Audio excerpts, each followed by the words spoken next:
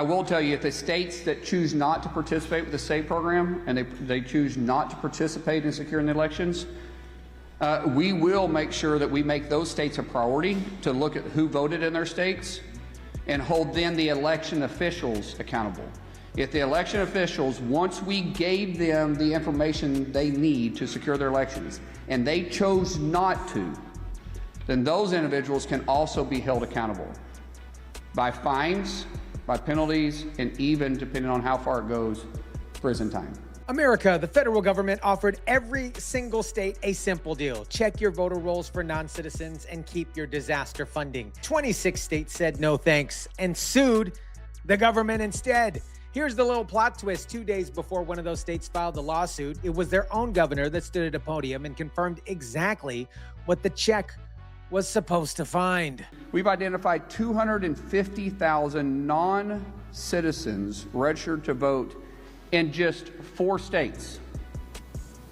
Mind you, we have 46 other states. And just 4 states, we've identified 250,000 non-citizens registered to vote in California, and Pennsylvania, New Jersey, and Nevada.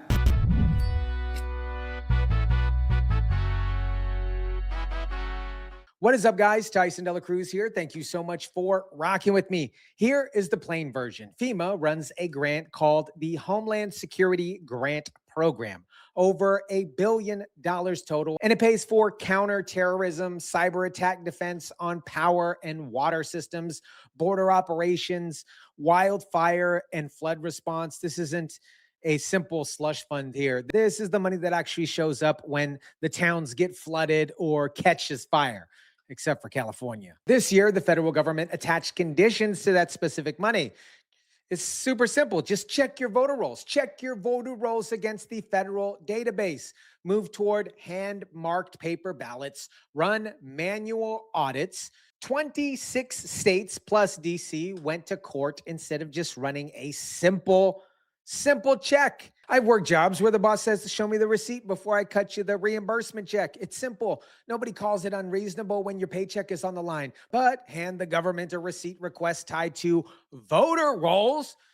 Tie it to voter rolls. Everybody freaks out. And suddenly 26 attorney generals call it blackmail. And here, you guys, is where it gets specific. We talked about New Jersey before. New Jersey is one of the 4 states. DHS named them directly. And New Jersey's governor, Mikey Sherrill, went on camera and confirmed that there was a software error at the Motor Vehicle Commission, registering 6,600 non-citizens to vote between 2023 and 2024. If you haven't seen that full video, I'll place it somewhere up on the screen.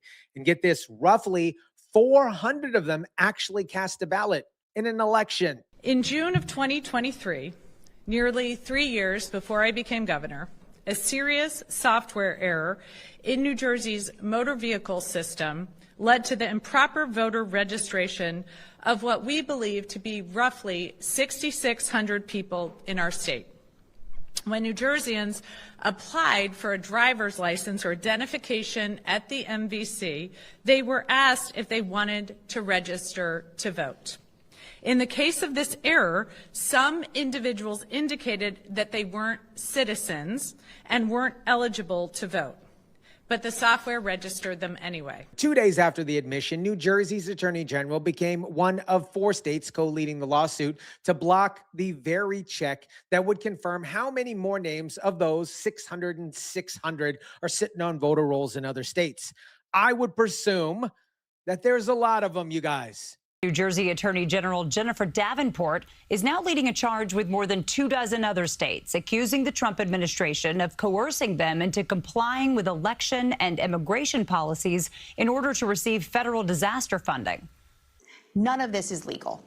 Congress never authorized FEMA to rewrite state election laws, to force states into participating in federal immigration enforcement, or to terminate funding on a whim. These conditions violate the Administrative Procedure Act, ignore the Constitution, and threaten the safety and security of all Americans. Now, here's the part that deserves a fair shake, because we're fair on this channel, because I want to give it to you straight here. There's a real legal argument buried in the lawsuit. A judge already ruled last year that FEMA can't tie disaster grant funds to unrelated policy demands. That is not a fringe theory. That happened once already in court. Today, more than 24 states announced that they were suing. They believe the White House request is unconstitutional. Last year, a judge struck down similar requirements, calling it illegal to tie FEMA grants to immigration policy. But a legal argument about the process doesn't erase the number that Mikey Sherrill herself put on record, confirming that the fraud and blocking the audit are two different actions. And New Jersey did both in the same week. New Jersey isn't carrying this alone. Look at the deadline sitting right underneath all of it. DHS sent New Jersey Secretary of State a letter naming specific number. They named a specific number, over 35,000 potential non-citizens and roles. And then they gave them until the end of the month to respond.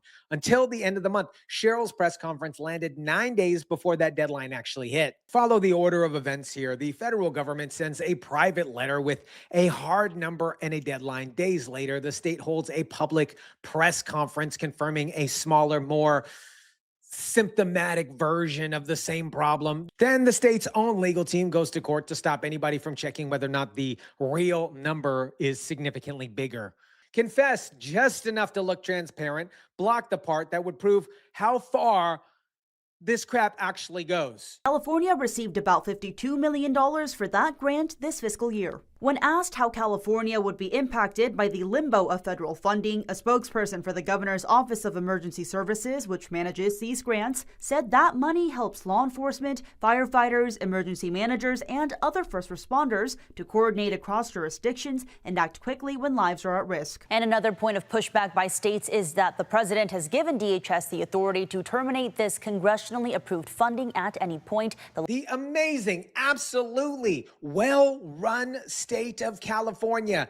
California's grants alone are $52 million a year. Multiply that across 26 states, and you understand why this fight escalated to federal court instead of just running a simple audit. Here, my friends, is what it actually costs you. This money pays for cyber attack defenses, power grids that you plug into on your daily life, where you plug in your iPhone into the power and all this stuff. It pays for wildfire and flood response crews. It pays Operation Stone Gardening, border funding. That is the money sitting frozen in a courtroom instead of in the state's hands. In light of the brand new and irrefutable information I have revealed tonight, my administration is in the process of notifying the states whose election data was compromised by the People's Republic of China and many others. We will be working closely to mitigate any harm, and we're taking swift action to ensure that sensitive voter data is better protected so we can never be bought, we can never be hacked, and we can never watch a stolen election again. You are paying state attorney generals filing this lawsuit. You're also paying for the federal lawyers defending against it. Both sides, same taxpayers. We get billed twice over questions that Mikey Sherrill already answered out loud under 2 minutes at a podium in Trenton. America, she stood at a podium and told you that the system let 400 illegal ballots through by non-citizens. 9 days later, her own state lawyers were in federal court fighting to keep anybody else from finding how big or how much bigger that number actually is. You don't get to confess about the fire and then sue the guy that's holding the hose. 26 states found a legal argument. New Jersey found a legal argument and a confession in the same month in the same office. Let me know what you think about this. Drop it down in the comment section down below. Smash the like button if you kindly would. Share, subscribe, and as always, guys, I'll catch you on the next one.